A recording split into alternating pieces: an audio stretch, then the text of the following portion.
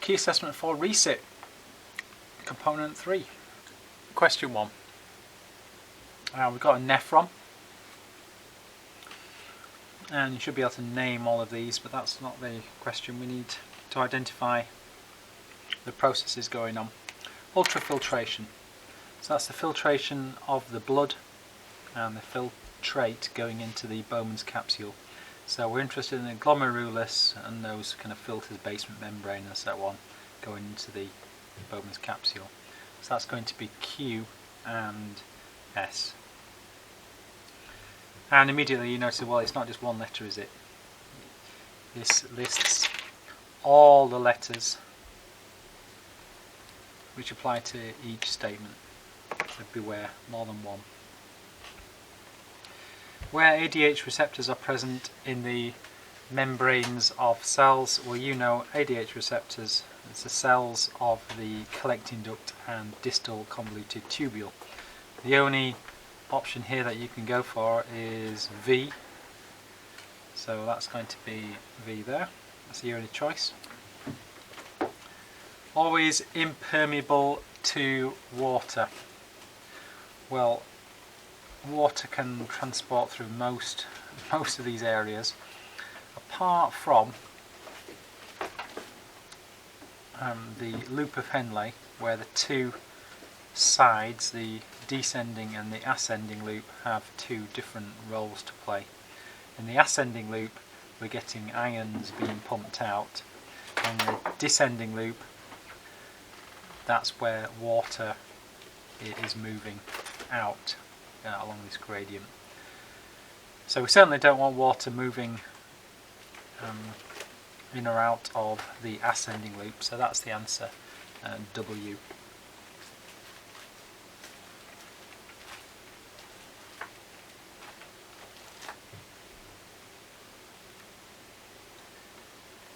Sodium ions are actively transported out of the filtrate.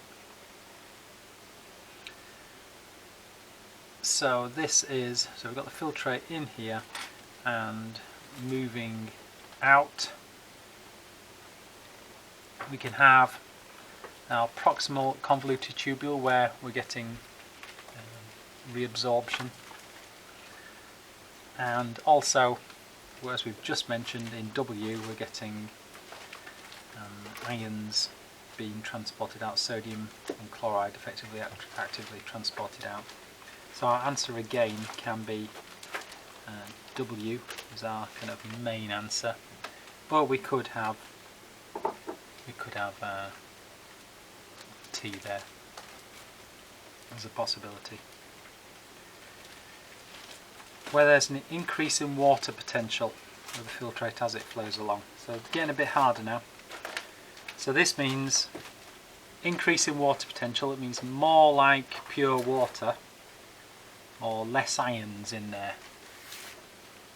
So more like pure water or getting rid of ions. Well, we just mentioned in the ascending loop we are getting rid of ions, we're pumping ions out. So that will mean the filtrate is more watery and less iony. So that's again going to be W. Where there's a decrease in water potential of the filtrate as it flows along, that means ions are going into it or water is leaving it. Well, there's not many places where you're going to get, or in the normal Nephron story, there's not many ions get transported into the filtrate, but there are places where water goes out. And so our classic place for that is our descending loop, which is U. So we're getting water moving out into the surrounding tissues down a water potential gradient. So that's U.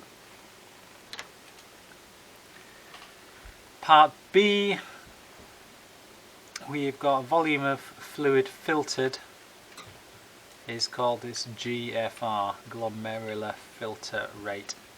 That essentially is how much moves from our glomerulus into our Bowman's capsule. and they use this carbohydrate, this polysaccharide named inulin, and something called the clearance value.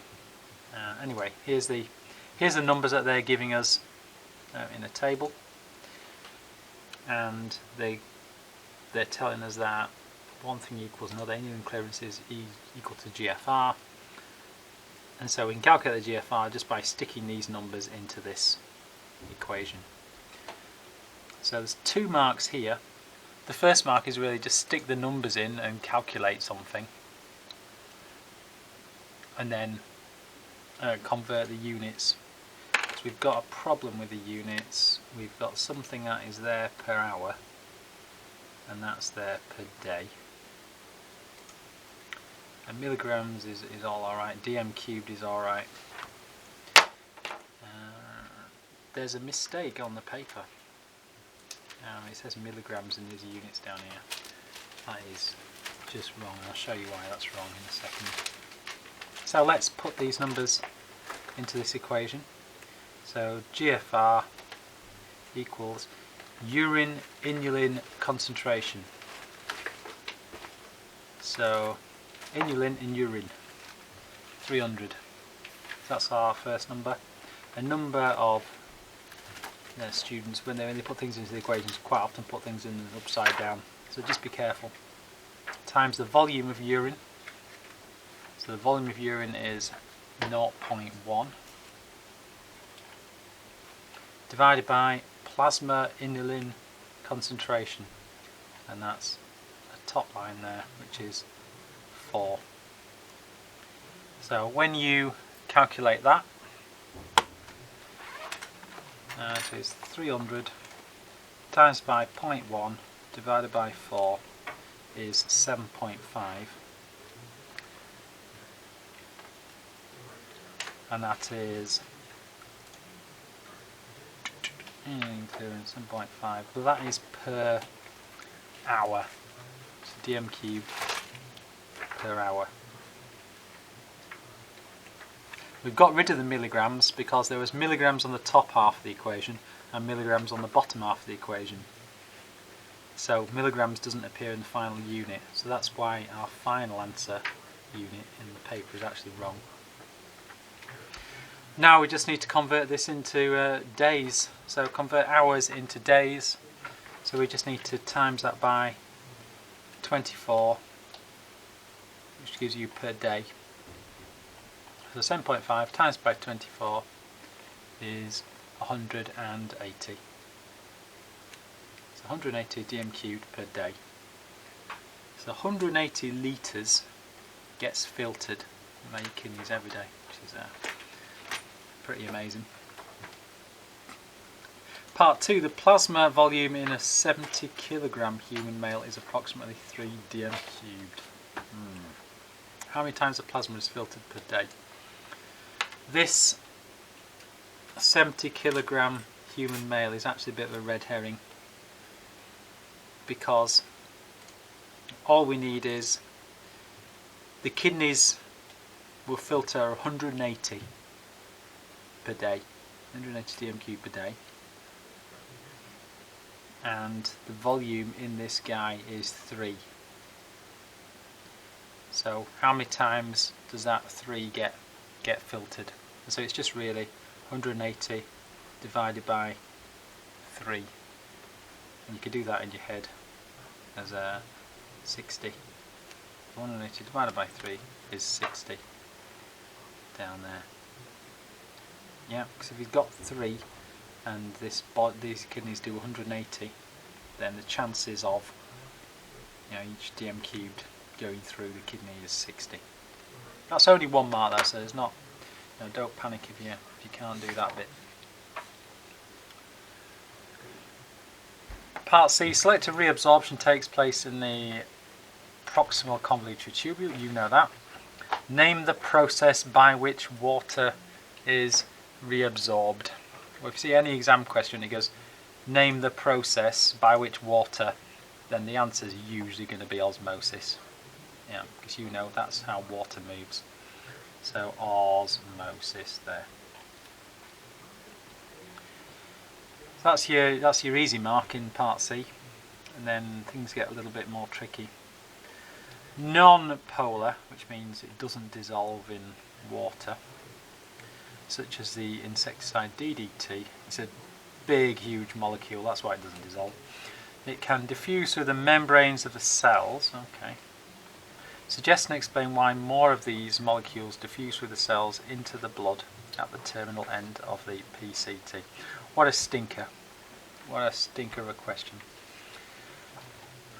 The way you've got to think of it is, how do you get more things to diffuse? How do you get more things to diffuse? Well, things will diffuse more if there's a higher gradient, a steeper gradient, a bigger difference between high and low. That's going to be the answer, and the other mark is a reason why. Other things you might think of why things might diffuse faster, it might be a smaller diffusion distance or higher temperature or something like that, but those aren't any different here. So you just need to think about why that gradient is higher. Well, the gradient is higher because along the proximal convoluted tubule you are getting water. Water is moving out, and indeed it told us that water is moving out. And so if you've got less water, that means there's more DDT. There's more that affects that gradient. So our first mark is reminding ourselves that water is absorbed. So water is absorbed down the proximal convoluted tubule. It's given us the meaning of this, so we can use the initials now. So water is absorbed from filtrate. Always try and say which way it's going. And now, this increases the concentration of DDT because there's less water, and so there's a steeper gradient. So this increases the concentration of DDT, so steepens the gradient. So that's why diffusion happens more. So if they ask you about diffusion, the rate of diffusion, always try and think about the possible reasons why diffusion might be different. Some molecules, like penicillin, are too big to be filtered but are actively secreted by proximal convoluted tubule cells. So what are we talking about there? That is saying that penicillin is going into the proximal convoluted tubule like that.